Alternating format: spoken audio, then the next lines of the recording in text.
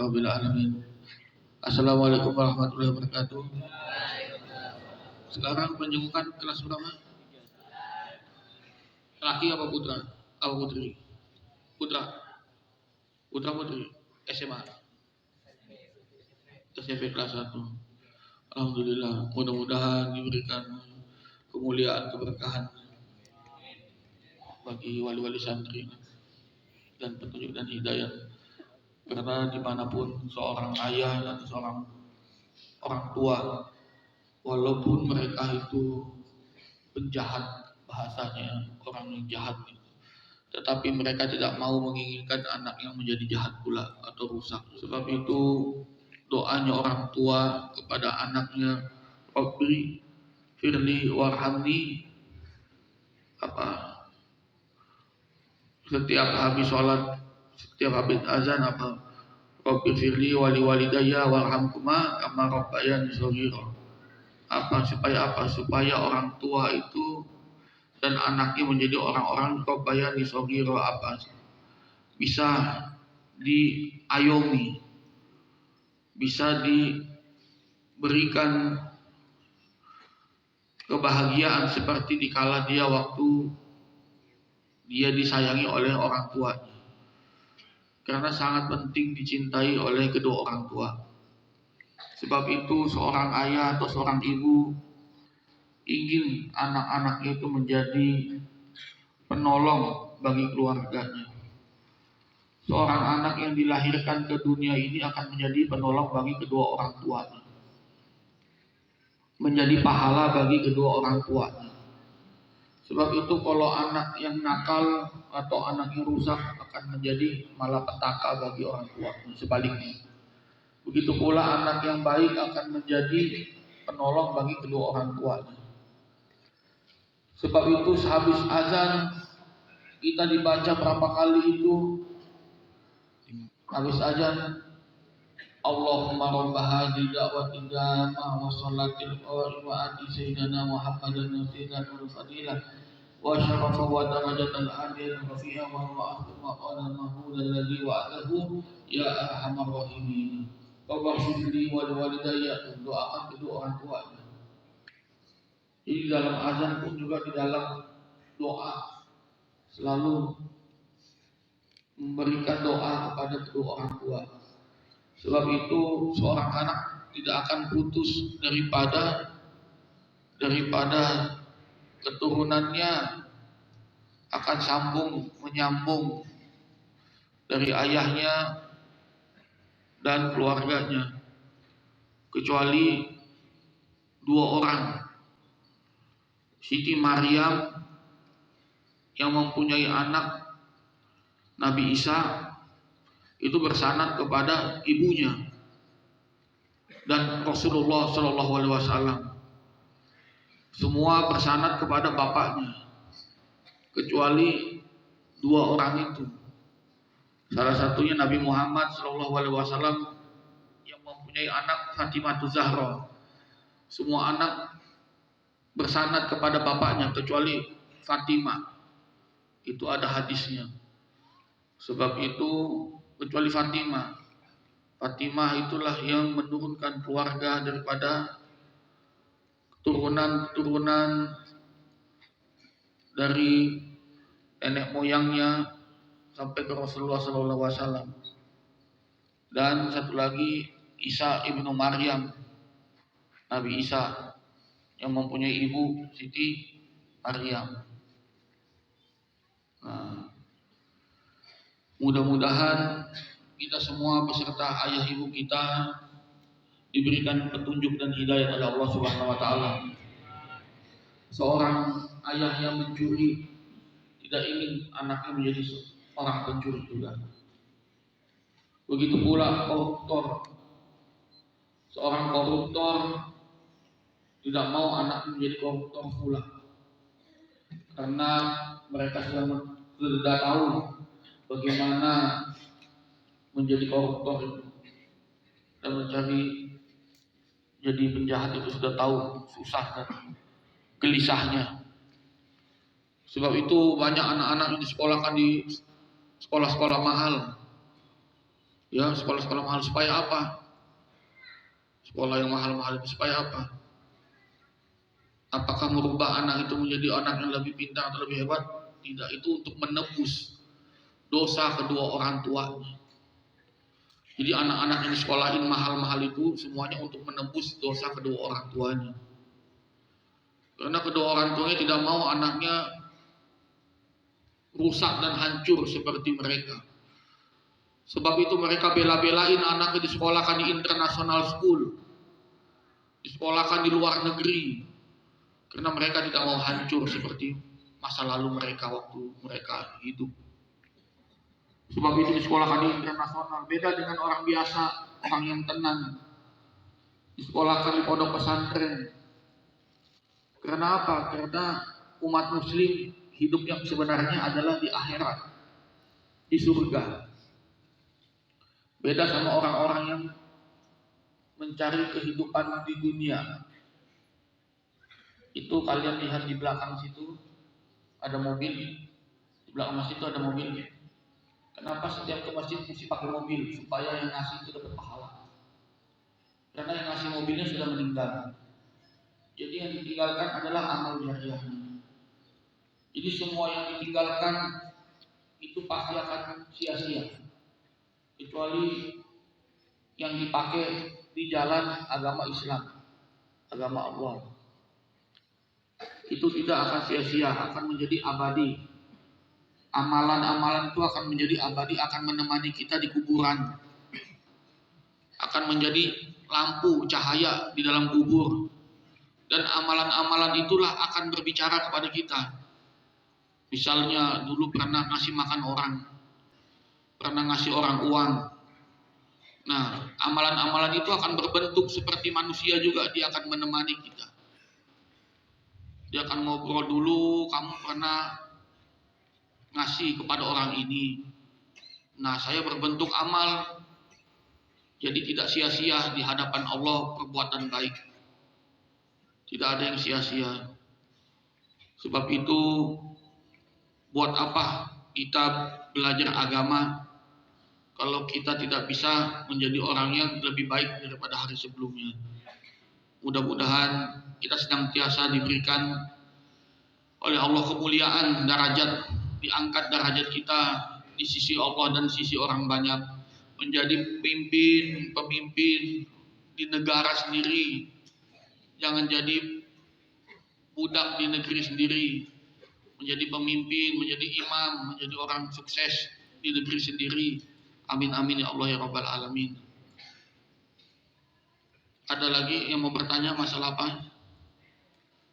Seperti biasa harus tertib, tabungan harus ditabung, jangan bawa ATM. ATM dari luar, kalau ada ATM dari luar, usahakan uangnya diambil dimasukkan ke tabani. Ya, seperti itu. Karena di mana ada uang di situ pasti ada kriminal. Karena kriminal itu adanya kejahatan karena adanya kesempatan. Karena adanya kesempatan. Orang korupsi karena adanya kesempatan. Orang mencuri karena ada kesempatan. Disitulah malaikat dan setan membujuk kita. Ada yang bilang jangan ambil, ada yang bilang ambil. Disitulah ada bisikan-bisikan. Malaikat dan setan sedang beradu di dalam pikiran kita. Sebab itu orang yang bisa menahan dirinya dari perbuatan jahat, derajatnya seperti para nabi. Karena surga itu cuma ada 7 derajat. Jadi para sahabat itu udah mentok surganya, begitu pula orang-orang soleh, orang-orang alim. Surganya mentok, yaitu surga para nabi. Nabi juga sudah pada mentok di derajat Jannatul Firdaus. Nah, sebab itu yang penting kita bisa menahan daripada perbuatan jahat.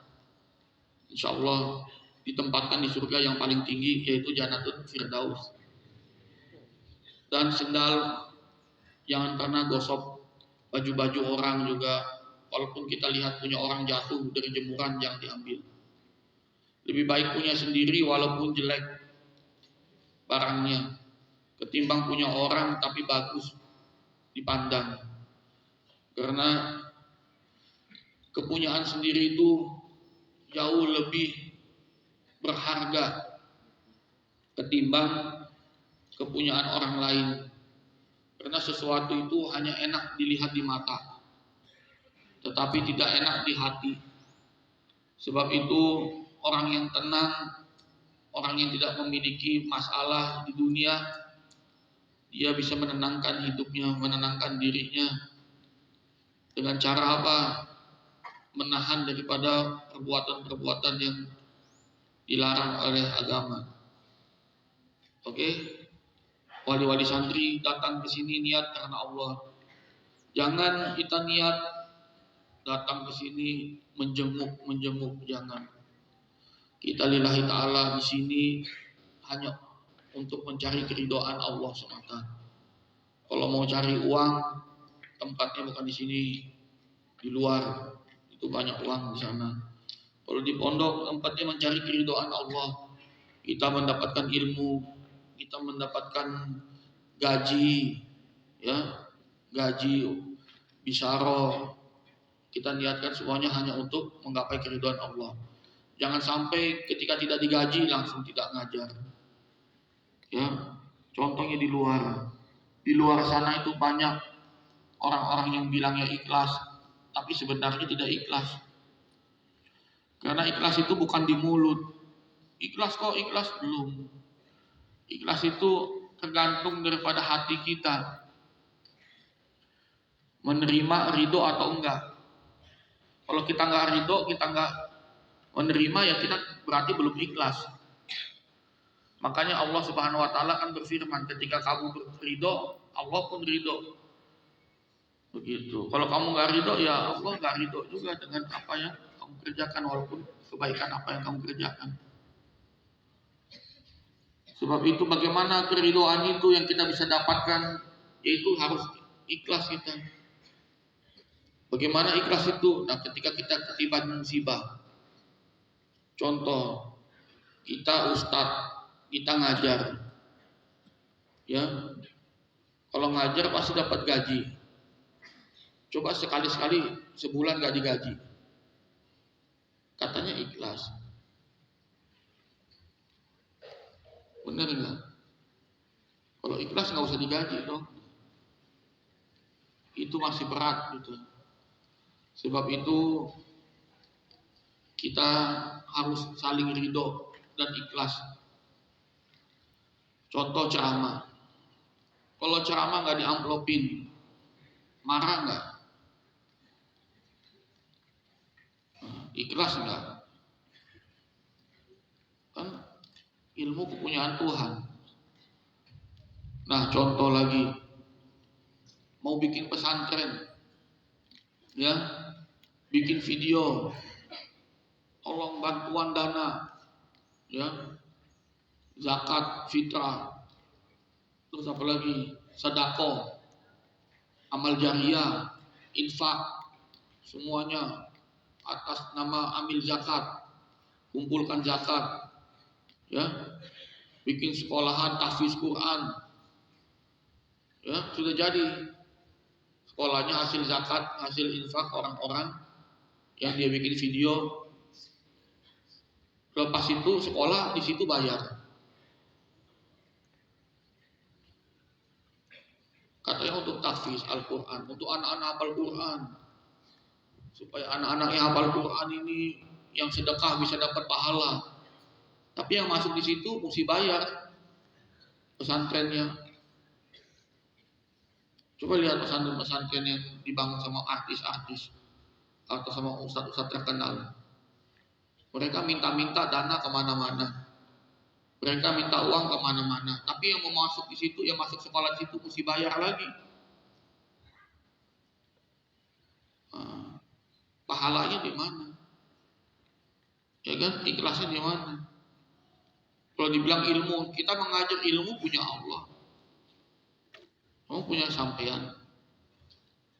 Banyak tuh yang hafal-hafal Quran cuma di tenggorokan aja. Iya, julukannya apa? Yang hafal Quran itu, yang sampai di tenggorokan. Hah? Apa? Bukan, saya tahu.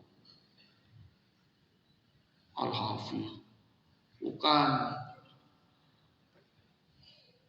Yang hafal Quran sampai didengarkan namanya apa?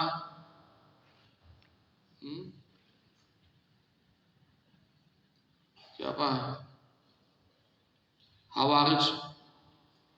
Kaum Hawarij. Hawarij yang bagaimana tuh? Nah, sudah disabdakan oleh Nabi. Sudah dihadiskan dalam hadis Nabi. Makanya buka kitab Bukhari Muslim di situ. Baca nanti orang-orang yang hafal Quran itu cuma di tenggorokan mereka hafal Quran. Nggak sampai ke hati mereka. Nggak dipakai itu Al-Quran ilmunya. Nggak dimanfaatkan ilmunya, digunakan di jalan agama Islam. Hanya untuk apa? Mencari uang. Hafal Quran, bikin pesantren tahfiz, bayar. Lihat aja di luar-luar itu. Yang bilang saya tukang bohong, lihat aja. Kalian punya mata, punya kaki, punya tangan, punya otak. Mereka pakai anak-anak yatim untuk minta-minta uang. Banyak itu video-videonya di YouTube. Juga iklan-iklan. Sumbang sedekah ke sini, ke pesantren-pesantren ini. Tapi tetap masuk pesantrennya bayar. Tapi dia tetap minta-minta juga. Bantu Islami di mana? Makanya kita itu nggak pernah lihat abang nggak? Almarhum Habib Segaf bin Mahdi bin Syawal misalnya bikin video, kumpulkan zakat, dana, sedekah, infak. Pernah lihat? Makanya kalau belum jadi orang kaya, belum mampu, jangan bikin pesantren. Saya kasih tahu. Ini ustadz-ustadz muda, kiai-kiai atau habib-habib, ulama-ulama itu jangan bikin pesantren. Buat apa bikin pesantren kalau ujung-ujungnya bayar juga, sudah minta-minta terus bayar lu juga. Itu namanya kan zolim. Zolim paling besar dosa itu mengambil haknya orang. Hati-hati. Kita lihat sepele mungkin, kecil. Kita lihat sepele. Tapi itu mengambil haknya orang. Nanti yang sedekah, saya niat sedekah kan bangun pesantren untuk pesantren. Untuk anak yatim. Diembat uangnya. Jangan, lebih baik usaha. Dagang, makanya Nabi itu berdagang. Bukan bikin pesantren, Nabi itu berdagang, bikin usaha, dagang, jual kain. Iya, jual termos tuh, minuman. Jual apa aja tuh, kapak. Dijual juga. Unta, binatang ternak. Bukan bikin pesantren, minta-minta duit, akhirnya jadinya pesantren juga bayar lagi. Ngapain? Bener gak? Gak bohong saya, bener itu. Lihat aja, kamu punya akal. Pakai akal kamu. Sedih saya juga lihatnya. Yang kaya siapa? Kiainya, habibnya, ustadznya, ulamanya. Dulu tuh gak begitu.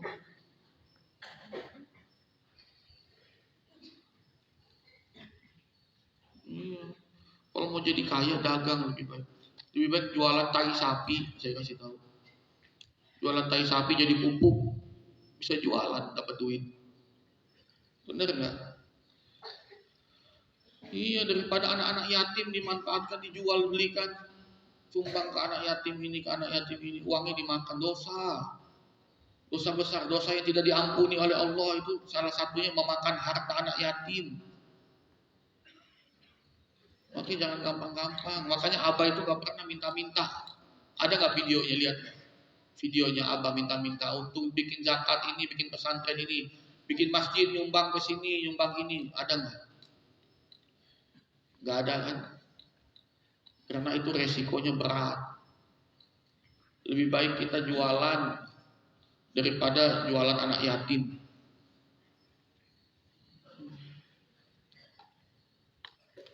Ya, kalau sudah mampu punya usaha, punya bisnis, baru bikin pesantren, ada uangnya masuk, ya enggak? Nggak ada uang, nggak ada apa-apa, bikin pesantren, ujuk-ujuk akhirnya ujung-ujungnya minta-minta. Kalau pesantrennya gratis nggak apa-apa, saya nggak marah. Kalau pesantrennya gratis, dia minta-minta pesantrennya gratis, nggak apa-apa lah. Tapi sudah minta-minta bangun gedung, bangun masjid, bangun ini, tetap aja yang masuk situ banyak.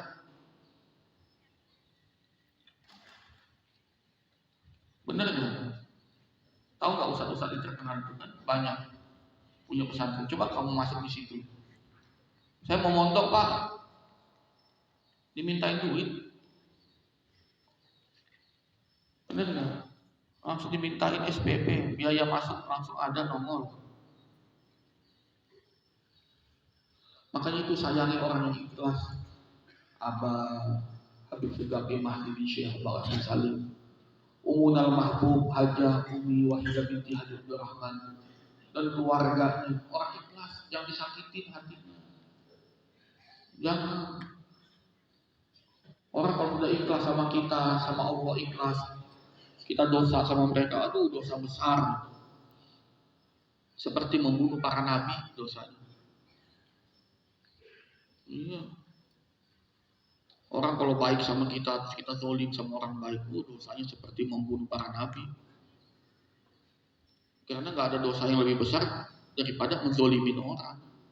Makanya jangan taat, ya, belajar yang sungguh-sungguh. Kita di pondok nggak lama kok. Selesai pulang selama-lamanya di luar sana sampai mati. Kalau mau dikubur di sini nggak apa-apa, di kampus biru bisa. Ya, tapi kita mesti belajar biar kita bisa cari uang yang benar. Kita belajar supaya jadi orang yang benar. Kita belajar supaya jadi orang yang baik. Supaya kita jadi orang yang menjadi sukses. Gitu. Ya. Insya Allah kita semuanya ahli surga. Cuman masalah ekonomi aja ini. Masalah duit doang. Masalah kita cuma satu doang, duit. Kita belum pinter cari duit, itu aja kan. Benar nggak? Kalau sudah dapat cari duit, udah dapat duit banyak, udah selesai hidup kalian. Mati masuk surga. Orang Islam mati masuk surga, dijamin. Ya kan? Cuman masalah fulus aja. Makanya belajar yang sungguh-sungguh supaya kita itu bisa mencari rezeki yang halal. Ya, itu saja. Insya Allah kita semua panjang umur, kabulkan hajat-hajat kita, diridhoi oleh Allah, diberikan kebahagiaan, terpenting diberikan kebahagiaan dunia akhirat, diberikan kesuksesan dunia akhirat, diberikan keselamatan dunia akhirat. Subhana rabbika rabbil izzati amma yasifun, wa salamun alal mursalin, walhamdulillahi rabbil alamin. Sekarang salat sunah ba'diyatan Jumat.